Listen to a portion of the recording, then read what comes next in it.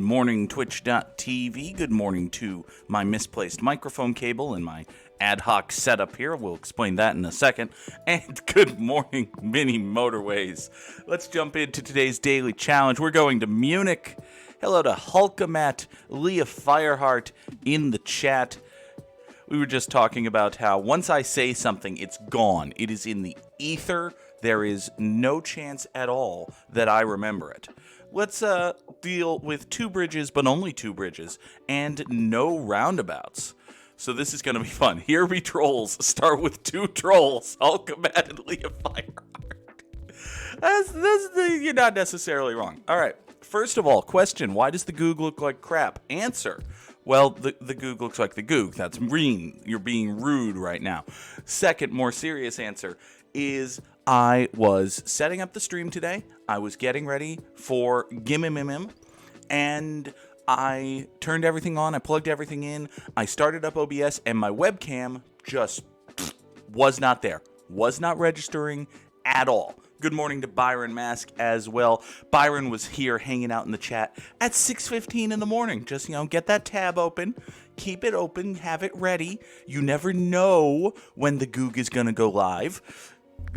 Please ignore the fact that the Goog tries very hard to regimentally schedule his streams because he believes that that is the best way to drive engagement and get regular viewership. But there might be random streams in there. You never know. Get there early and all that.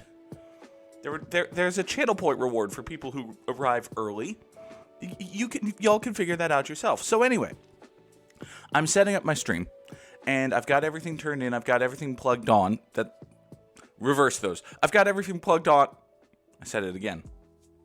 I have turned everything on and plugged everything in. There we go. We'll take two traffic lights here. Good morning, Fishingworth. So I've got everything set up, ready to go. I open OBS. I start every time I open OBS, I have to configure my webcam because by default, my webcam is super bright and on a very wide shot. So I have to zoom it in and crop it and turn down the iris a little bit. And no, it's just not seeing the webcam. And the way I run my ship here, I don't have half an hour to troubleshoot shit. I have time to do maybe one fix. And that's kind of it. I was going to run these green guys up over here, but then I remembered that we only get one bridge. So I think we're actually going to separate these pinks out to here, and we're going to run all of these greens on their own road. And then this guy up here, these greens are just going to have to do two business, one road, and we're going to keep just this one bridge as long as we can. So the webcam just was not working this morning. And last night, for the first time in, roughly forever, I dragged out my treadmill. I think you can see it behind me. Is it standing up? Is it in the shot? Oh, it's definitely in the shot. It's definitely in the shot. There's a Goog between you and the treadmill, but the point is I dragged out the treadmill for the first time in forever, and maybe I knocked a cable loose or something, right? So I'm thinking to myself, okay, all right, I'll just quick, unplug the USB cable, plug it back in, all of that, nothing. Still absolutely nothing. So I'm really frustrated, and at this point I'm just listening for the sound of you have connected a USB device to your computer, that nice little pleasant boom boom boom type plug-in thing, and I'm not hearing that. And I just don't hear that no matter which USB port I plug it into. I disconnect other things and I plug them in and I wait for it to go and I plug in the webcam, nothing. So it's okay, great. Well, either my webcam is dead or something in OBS is wonky, but point is, it's 7:53. I don't have a fix here. I guess we're going to have to just go without a webcam today. So I go and I turn off my fancy studio lights. I do have I think these are professional quality. They're at the very least prosumer quality. They're big honkin' studio lights with shades on them. So I turn off my studio lights, I open my windows, I get my living room set up the way it is normally after stream, just to have a day. And then I sit down at my computer and I look, and staring me right back in my face is, my face. So what you're seeing right here, is the Goog Not quite all natural, because nobody wants to see that. But this is just natural lighting. This is, I've got my big picture windows. I've got big picture windows. I've got the windows in my living room open. I've got my floor lamp on, and that's about it. Let's take a Motorway. And to be honest, this looks better than I thought it would. Like, I've never done a stream just with this lighting setup, and it doesn't look great. It doesn't look perfect. You know, you can see I've got a little bit of shadow on my face, and the back is a little bit brighter than you typically like it to be. But honestly, it's not horrible. Yeah, it's very natural. I don't think it's better than what I usually have. This is not going to be a new look or anything.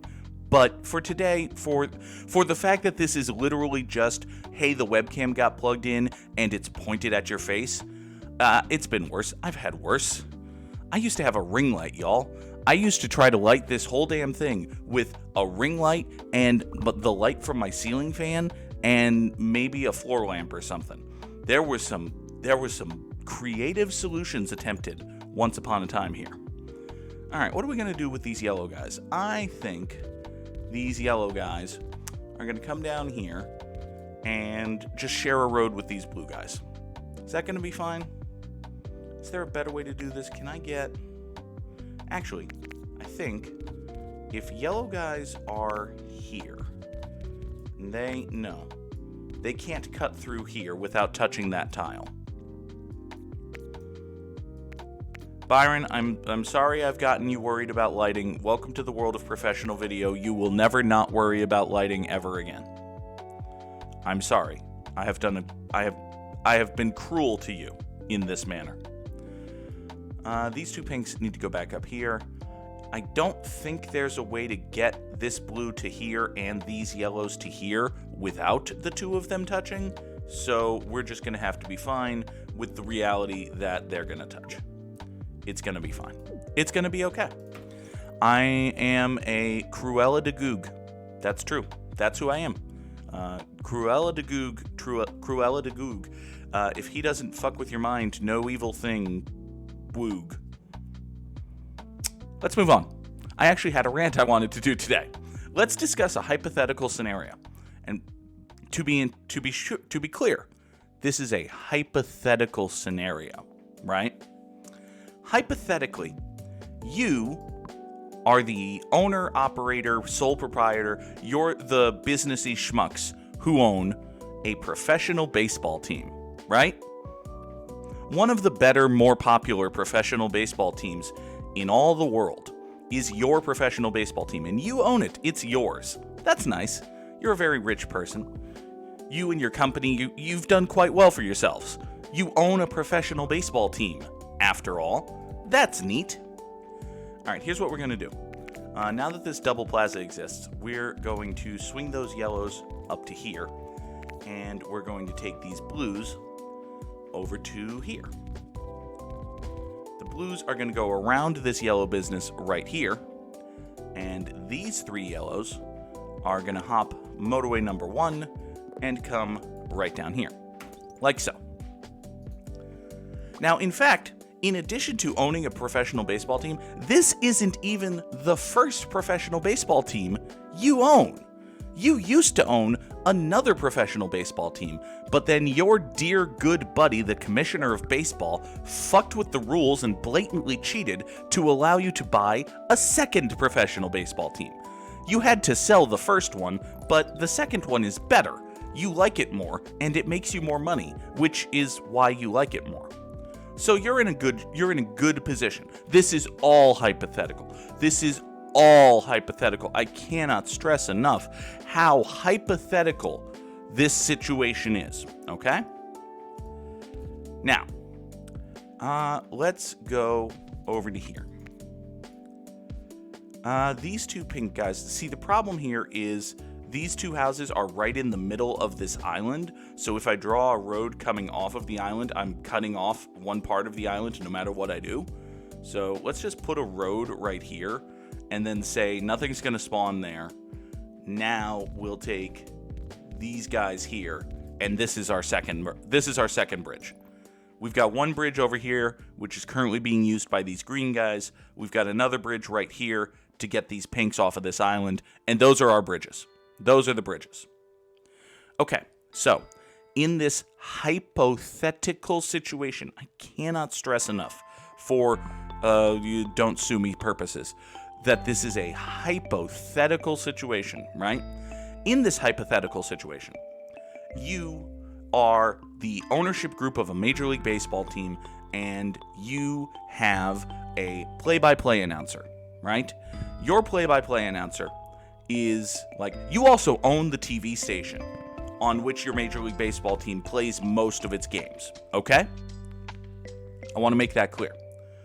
You own the TV station, you own the baseball team, you're in great condition. You're in a wonderful place right now. So your play-by-play announcer has been the play-by-play announcer of your baseball team for 14 years, okay? He's been here for a very long time. And listen, seniority is not everything, but it is something to be respected. This guy has been doing this job for 14 years. Additionally, his color commentator, a former player for your baseball team, well, a former baseball player for the baseball team you currently own. You did not own the team at the time, but now we're getting into semantics. His color commentator has been in that job for 30 years. And your play-by-play announcer and your color commentator love each other. They are the best of friends. The play-by-play announcer considers the color commentator to be a mentor of sorts. The color commentator is having more fun with this play-by-play announcer doing this job than he's had with any other partner he's had in years, and he's said that, even though some of his partners have gone on to be like some of the best and most respected professional broadcasters in baseball. This guy, this kid, essentially, who started this job, whose first major league job was your team. This guy is having so much fun, and this former player of yours is doing so well, and everyone loves this duo, right?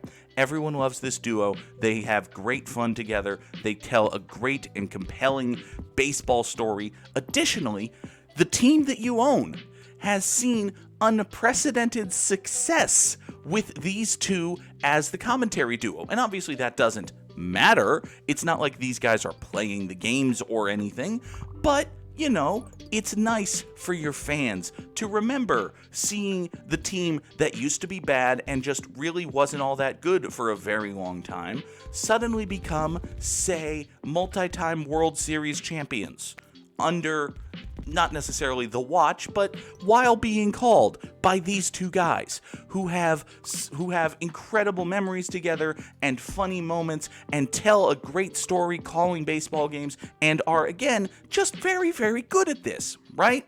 Again, all hypothetical. This is all hypothetical. Let's take 30 road tiles here.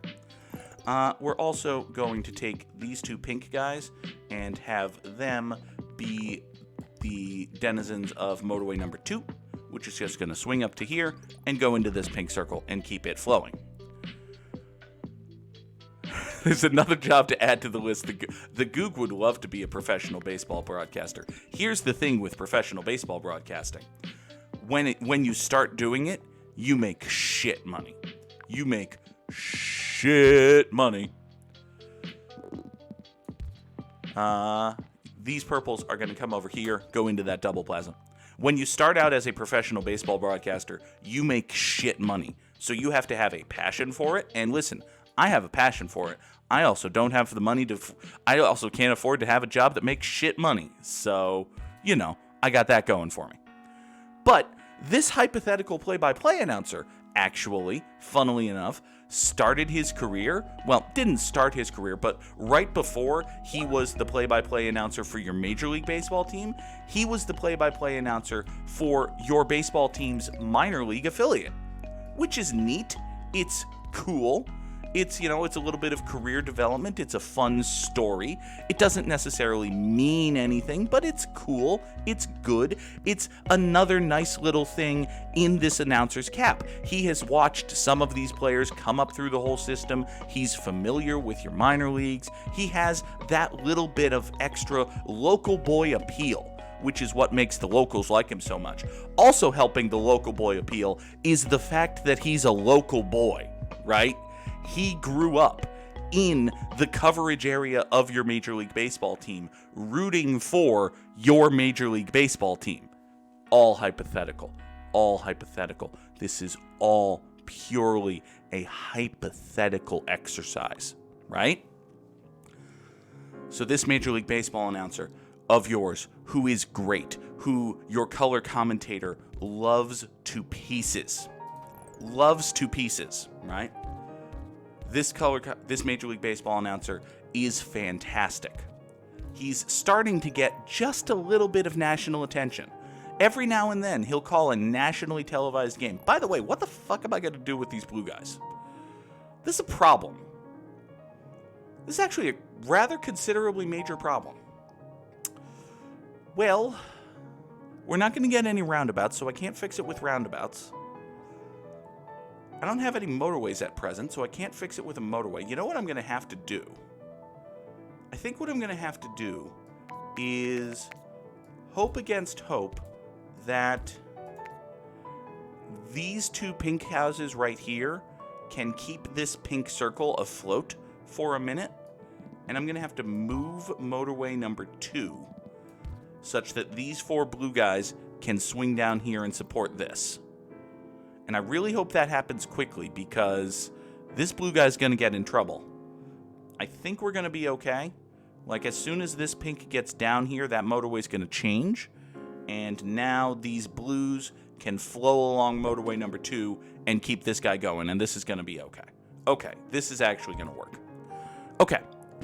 So your local boy baseball announcer has been with the team for 14 years, and before that he was with your minor league team, and he's great, and everybody loves him, and he's great, right? He's great at the job, everybody loves him. Your local color commentator, who is also a local boy who played for the team, loves him. Everybody involved loves this dude, okay? Let's take another motorway. We're going to take another motorway and redraw motorway number 4 now, to get those pinks back over to there, because that's an arrangement that was working out so swimmingly. However, we are also going to... Actually, do you know what? I think we might do this. We're going to sever the tie over here. We're going to let these 7 green guys just focus on this circle. And we're going to... This is a hypothetical situation, Fishingworth. You don't know anything. You can't prove that I'm building to a point. We're going to move motorway number 4, actually, and have these greens service this guy, and this circle will be exclusively catered to by these 7, because these 7 are starting to fall behind over here, and you 3 pinks can keep this afloat. Top 3 favorite fictional villains, asks Byron Mask. Number 1 is going to be the fictional villain of this hypothetical scenario. So your baseball team has been very good for a very long time, but is starting to go through a rough patch, as baseball teams do. Let's just say, you make the stupid, boneheaded, ass-brained decision not to renew your play-by-play announcer's contract, even though your play-by-play announcer is demonstrably excellent. Okay? You make this dumb move, okay?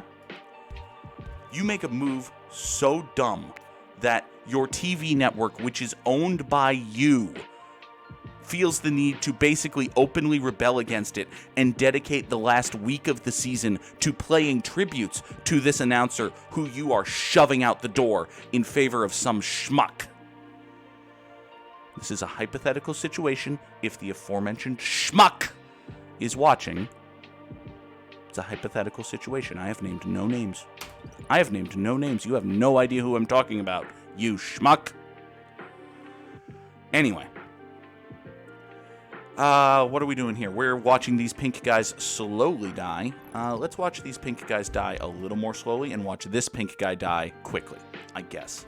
We are like 1 motorway short of a good road situation here. Also, great, now we have to deal with this green situation.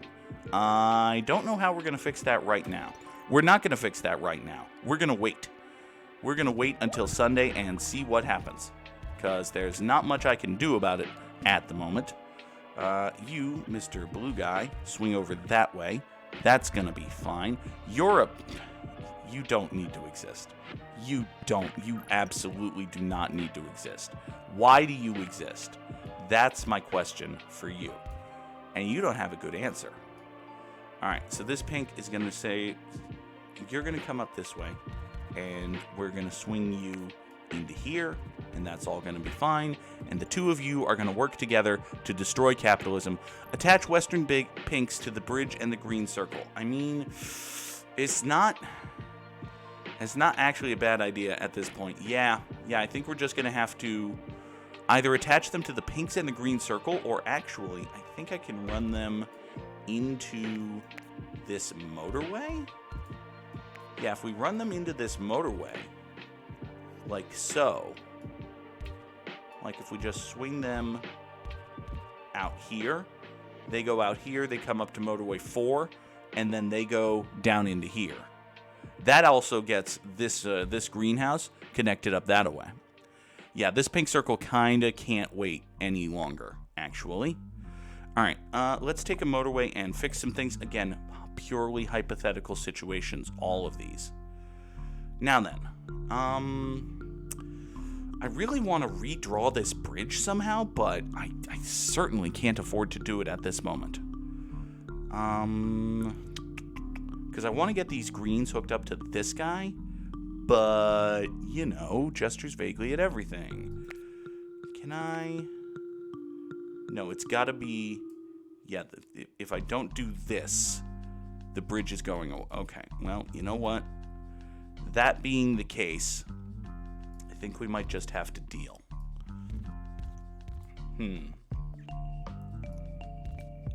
Let's at least do this and not have the off-ramp in the middle of the road. This is going to be really bad and awkward, though. Is there any chance that you get caught up enough to where I can temporarily kill that bridge? Because this is going to be awkward and ruin things. I think you might be okay. No, you're not okay. You're certainly not okay. All right, well, hey, look, more pink guys. Actually, yes, more pink guys. That's going to be 4 more pink cars coming down out to here. And actually, hold on. We might be okay for right now. Let's go for it. We're going to go for it. It's going to have to be okay. You, yellow guy, you're fine, right? Are you okay? You're actually not doing that great. Byron, I apologize. I will get to the top 3 fictional villains just as soon as I'm dealing with these hypothetical villains. Okay, so we've killed this bridge. Let's get this bridge down out to here. You're going to be very mad for a second, but hopefully just a second. Okay, great. Now that we've done that, we can move motorway number 5 so that it only comes down here. Additionally, we can take this bridge and redraw it there. So now these pinks come straight out to here, and if anybody spawns right here, they go right on the road. Okay. So you go there, you're going to be fine. You point into there, this guy's going to be fine. All of these blues, I'm just assuming, are fine. I mean, I haven't heard any complaints in a minute, so no news is good news, right? No news counts as good news. That's the rule. Okay. So this baseball announcer of yours has been with your team for 14 years. He's wonderful. He's great. Everybody who does the job loves him. Everybody in the crowd loves him. You decide not to renew his contract, right? You decide not to renew this baseball announcer's contract. Your network basically rebels against your stupid, boneheaded, schmuck-abetting decision and does a month-long tribute to this dude, okay? This dude immediately gets another job. Immediately gets another job in a better city for a worse team, but let's move on. Immediately gets a better job in a nicer city for a team that actually cares, and immediately goes on to continue being the best play-by-play announcer in baseball whose name doesn't rhyme with Sin Smully. But listen, it's fine. Hypothetical situation. Hypothetical situation. The only fact we have about this person is that his name does not rhyme with Sin Smully. That's it. That's all. That's fine. You go over to here, and we're going to slap another traffic light right there, and we're going to trust that this intersection here is not going to totally fuck over the blue guys, even though it's going to totally fuck over the blue guys. Let's be honest with ourselves. For once in our lives, let's be honest with someone. This is going to totally fuck over the blue guys. But anyway. So we have this announcer, and he has left your position, and fine. It's very sad. You made a stupid decision, but now you must live with it. It is your loss, whatever. Your color commentator, who is also locally beloved and, has endeared himself to the community for decades. Unfortunately, as all humans do, your color commentator eventually dies. It is very sad, and for the most part, you treat his loss with respect. You do tributes, you do a patch on your team's jersey, you do everything right to honor the memory of your late color commentator, right? One of the things you do in your infinite wisdom is you ask this broadcast partner of your color commentator, you ask this guy to record a video tribute to the aforementioned color commentator, because actually you're doing this quite well. You're doing this thing very well. You ask the dude to record a video tribute to his dead broadcast partner, who, need I mention once again, was his best friend. His best friend and mentor. You ask for a video tribute to this guy, right? He records it, he sends it to your team, and you are all set to play it as part of the tribute to this dead, beloved color commentator, right? You decide not to play the video. You tell the play-by-play announcer, who you've already fucked over once before, actually, name redacted, we decided, nah. We just decided, nah, we weren't gonna. We thought we were gonna, but then we didn't. We just chose not to. That's a hypothetical situation that could happen. Hypothetically speaking, if you find yourself in this situation, having made this decision, you and everyone associated with your organization should jump off a hypothetical fucking bridge. That is my rant for today. That's it. That's all. That's the rant. No names. No names. No locations. You don't know anything. This is a hypothetical situation, you understand. This could happen. And if this did happen, then you should jump off a fucking bridge. But this just could happen. Hypothetical situation. Hypothetical situation. No names. Don't sue the _ Goog. I didn't say anything. I didn't say anything. I didn't name any names. There were no names of organizations, cities. I didn't even use numbers. Nope. Anyway, Byron Mask wants to know the Goog's top 3 favorite fictional villains and why. Number 1 is going to be the fictional villain of this hypothetical fictional scenario. Number 2, he mentioned Scar, quite like Scar. He's a bit pathetic towards the ends, but Jeremy Irons, fantastic performance. Jeremy Irons was wonderful as Scar. You love to see it. I don't know.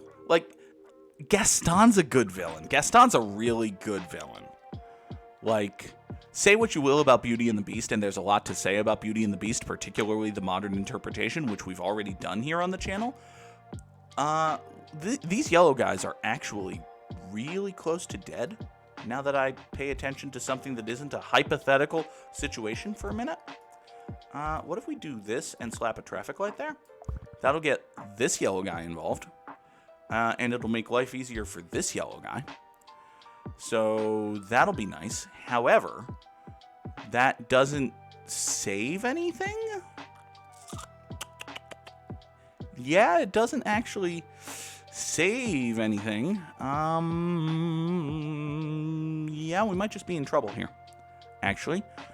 Give me 2 more traffic lights, because I don't have that many. Listen, are you flowing a little bit better? Are you calming down here, Mr. Yellow Guy? Okay. I think we're calmed down.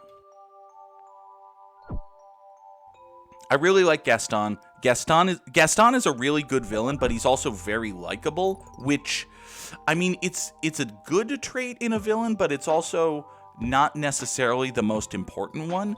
And a lot of times when you're making a villain, it's very easy to fall into the trap of making the villain too likable. Hey, I have a question. Where are these pink guys going? These pink guys here, what are they doing? Are they going over to support this business? Because if they're going over to support this business, then we have problems. I think that's what they're doing. Oh, it's probably a problem. However, well, listen, it'll get more cars over there. That's something. I don't necessarily think that's a good thing, but, you know, it'll be fine, I guess.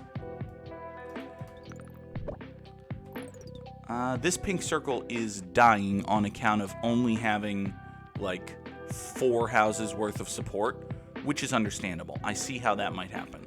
So what we're going to do is we're going to overextend the pink support down here and have folks from this motorway come just do this. That's going to be fine. Gaston, I don't know if likable's the right word. He's charismatic, right? Mostly what I'm saying is he has a good song. Gaston has a very good song. Scar has a very good song. Like, Be Prepared is a fantastic villain song. Ursula, Poor Unfortunate Souls. Poor Unfortunate Souls is a really good villain song. He's the guy everyone likes who roofies you at a party. You know, that's fair. That's fair. I used to play Mahjong. My mom used to be really into Mahjong. There were like 1,000 free or shareware computer programs where you can play Mahjong, and I would play Mahjong every now and then. It's a good game. Turns out, this extremely culturally significant game, which has existed for thousands of years, can be summed up as, it's a good game. It's a good game. Oh, good job, Goog. Good job, the _Goog. Hey, wait a second. How long has Motorway number 2 been pointless? Because I feel like Motorway 2 is completely pointless. Because we can just take these 3 blue guys and do that. That's going to keep this business afloat, and now I just have a free motorway? Hold on, how long have I just had a free motorway? Nobody tells me things. Alright, well, now that I know things, we're going to take motorway number 2, go over here, keep this business afloat. Okay, this is fine. Motorway number 4 is bad.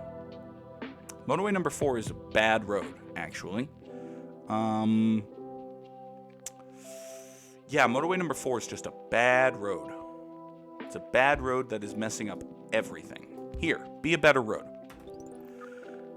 This is not actually going to work. Nothing's going to survive in the time it takes for motorway number 4 to get over there, but let's pretend. Let's pretend. We're talking about baseball and villains and hypothetical situations, and Just a Candy Cone. Just a Candy Cone is here, watching everything die. Look, Candy Cone, I ran a motorway into an intersection that I then sprung out in 2 different directions. Aren't you proud of me? Isn't everything great? One business, one road, and all that, right? Right?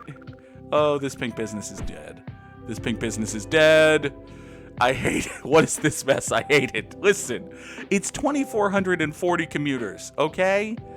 It's 2,440 commuters, which is top 5%. There were no roundabouts. That's right. I didn't use a single roundabout, Candy Cone. You should be proud of me and not investigate any further.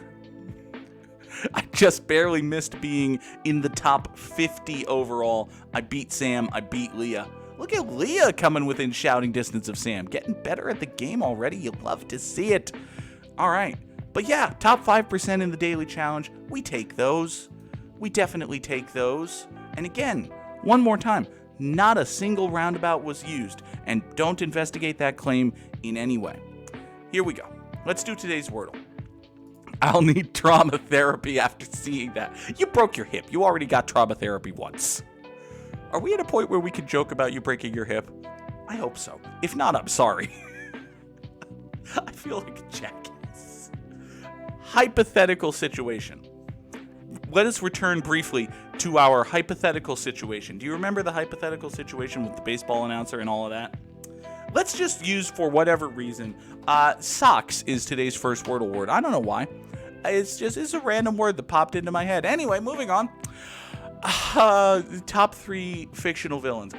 Gaston's probably going to... My number 3, and I realize this is a personal cheeseball type situation. This is something that was for me and only for me, and I understand if you want to say it was objectively bad, fine.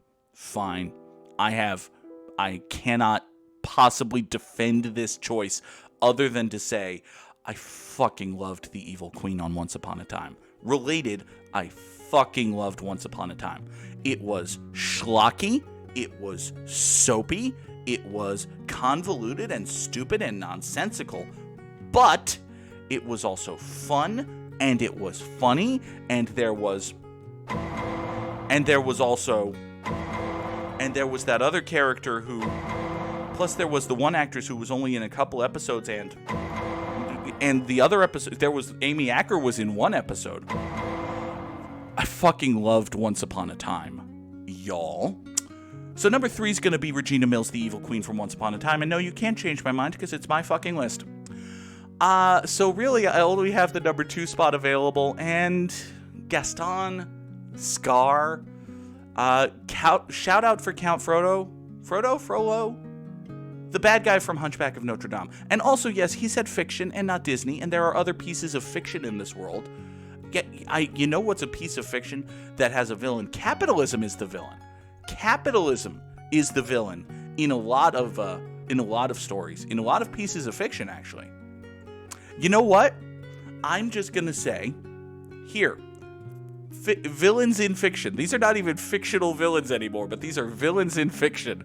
My number 3 villain is Regina Mills from Once Upon a Time. Number 2 is capitalism, and number 1 is the hypothetical baseball owner from a hypothetical situation about a hypothetical dude who this hypothetical baseball owner has decided to hypothetically knife in the hypothetically metaphorical gut for a decade for no good reason, because he's a douchebag. Hypothetically. Anyway. Oh, what a coincidence, Captain. I believe Leah Fireheart is busting out the... Anyway. Let's play Wordle, shall we? So we know there's an O in the word.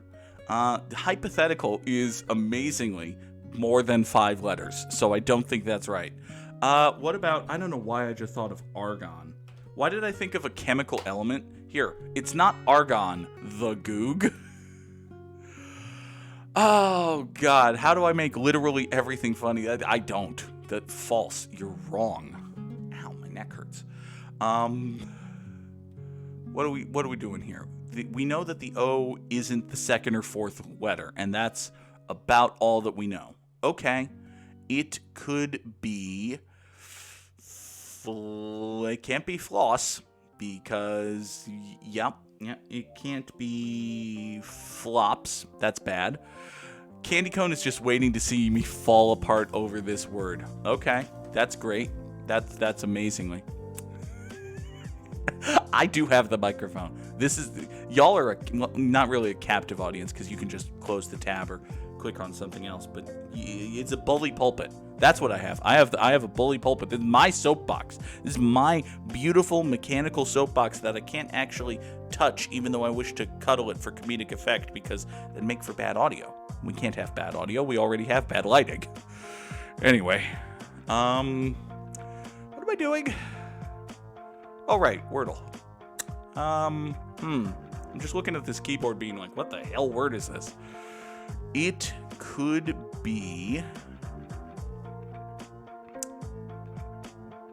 No, it can't be bombs. It definitely can't be bombs. You know what? I'm just going to enter flops, even though I know it's not the word. All right. Argon is a surprisingly good guess. Okay. Well, it's not inert. It's not... Now I'm wondering, which other chemistry adjacent word could this be? Additionally, where the fuck does the O go? Where the fuck does the O go? Well then. Hear ye, hear ye. My God! Let the record show that this viewer was here first. Samurai Sam! Against all odds. Samurai Sam is first. Welcome, Sam, the very first viewer. Good to see you here, my friend. Alright, what are we doing? What is this word? It can't be often, because there's an F and an N. It can't be... Wait. Okay. Listen.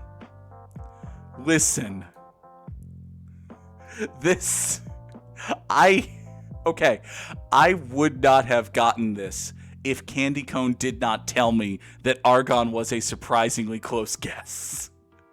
What in the hell? I know it's a word. It is not just a suffix. Here's the thing. The dude who made Wordle, he put in the list of words in Wordle just by putting together all of the 5-letter words in the world, yanking out the ones that he had never heard of, and then asking his girlfriend, hey, have you heard of any of these? And I'm sure she has, but I'm just here to say that level of quality control maybe needed a third set of eyeballs. Because I suspect that if you go on Twitter right now, the word oxide is trending. For the first time in forever, as people tweet things that basically amount to, what the fuck is this Wordle word? I mean, listen, it should be hard sometimes, and oxide is a hard word. I think it might be just over the line. That having been said, hey, I'm a smart dude. I got it in 4. I had help. Who knows? It's a very hard word, guys. It's a very hard word. But you know what? We got it. We solved the Wordle top 5% in the daily challenge. It was a wonderful episode wherein we discussed a hypothetical situation. Hypothetical situation. I cannot emphasize this enough. I have named no names. I have slandered no shitbags. No shitbags were slandered in this episode because it was a hypothetical situation. You pricks. All right. That's going to do it for us here today on Good Morning Mini Motorways. But later today, there's another episode of Horizon Forbidden West on YouTube. And for the folks on Twitch, later tonight, we'll be playing Horizon Forbidden West. I will turn my lights on, presumably, because my camera will still be working, hopefully. Let's assume that both of those things are true.